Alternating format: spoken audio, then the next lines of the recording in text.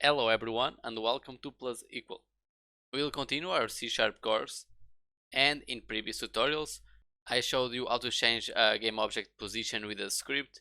I showed you how to move a game object with a script as well. But today we are introducing a method that you are more familiar with.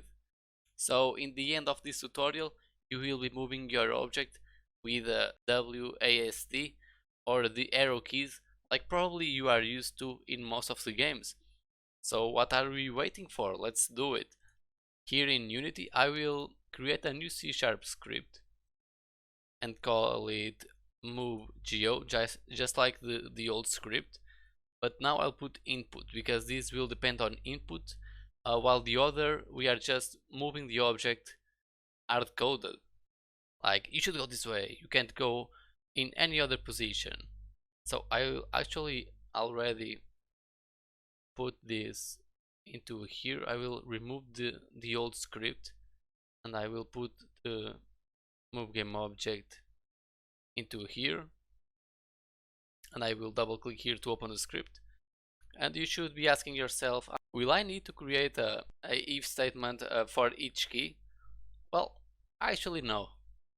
Let me show you back into Unity something here real quick. When you come to edit project settings, and you can come into here into input manager. It's something that Unity provides us, and here in Axis you can click the drop down menu. If we press in the horizontal, we can see some keys that we are very familiar with. We can see that we have left and right and A and D. So this is the horizontal move, usually the horizontal move of some players. So these are the common keys for the horizontal move in most of the games that you know, right? And if we go to vertical, we can see the other keys that are missing. We have down and up arrows, and we have S and W.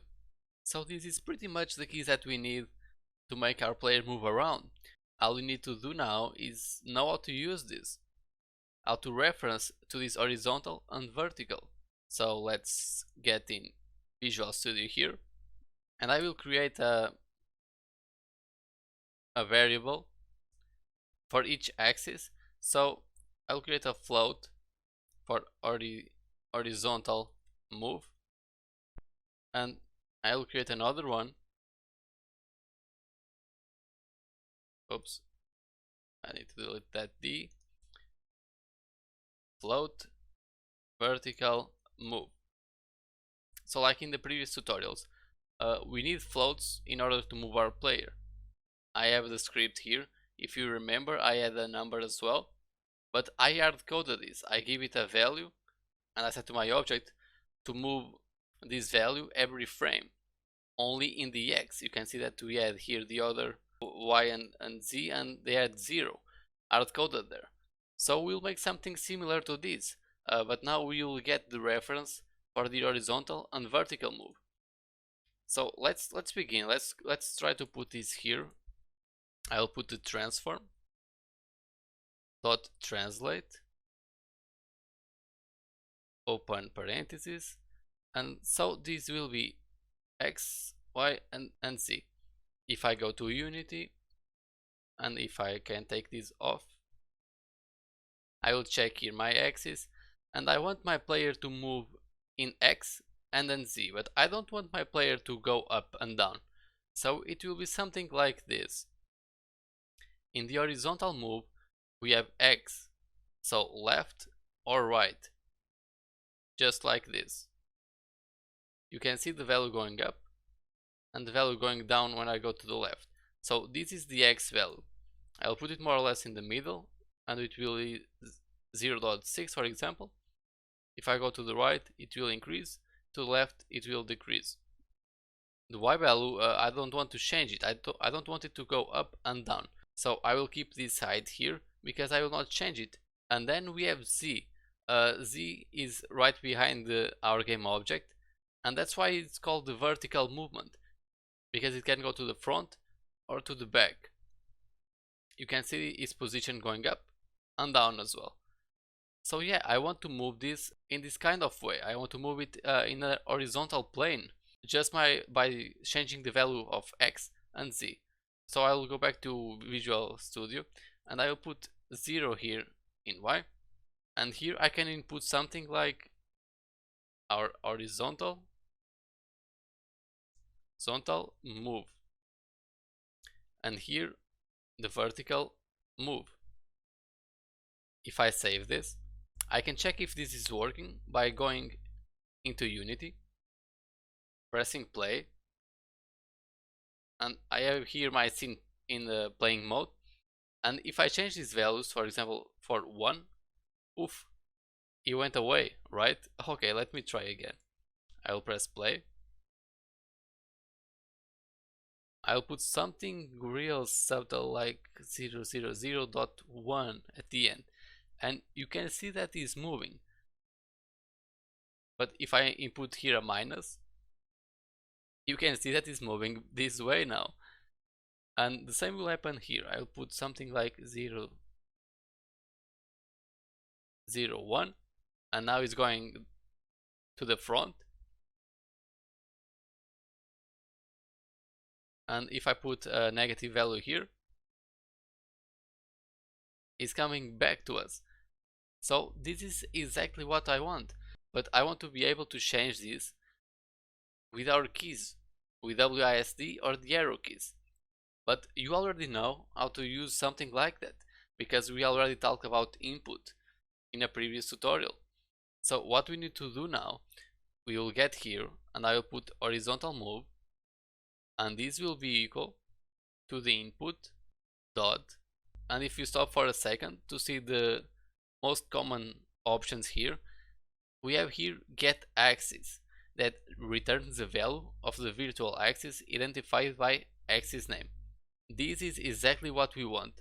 We want to get axis, and now we can input the name of the axis, and it needs to be the exact same name that is in the project settings, and that's horizontal. So let's input some text here, horizontal.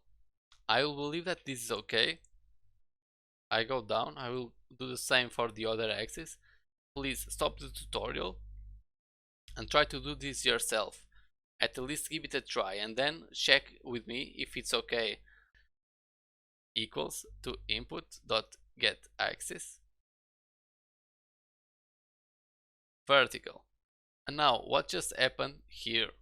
We are saying that our variable horizontal move will be equal to the input of the horizontal keys, that is A and D, and we are saying that the vertical move will be W and S, and we are passing these variables now with this value into the translation, into the transform.translate.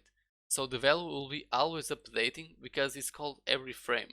That's why it's inside update method. So if we save this and if we go into Unity, if I press play, and now if I move in the arrows, you can see that we can move our object with the keys.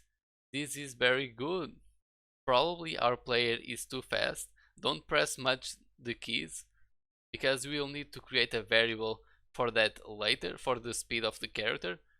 But our new mechanic, our new movement is working.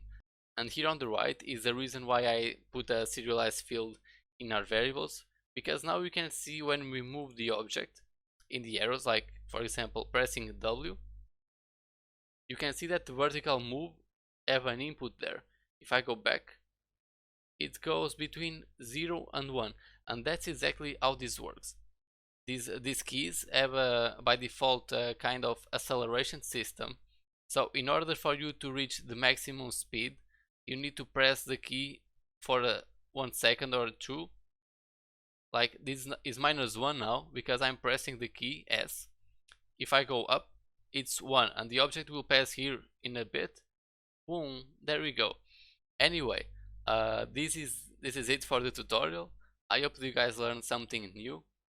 I have been reading a lot of good comments for you guys. You guys are super awesome, and I hope you guys keep supporting me, because I have been really enjoying this journey of teaching you guys as well.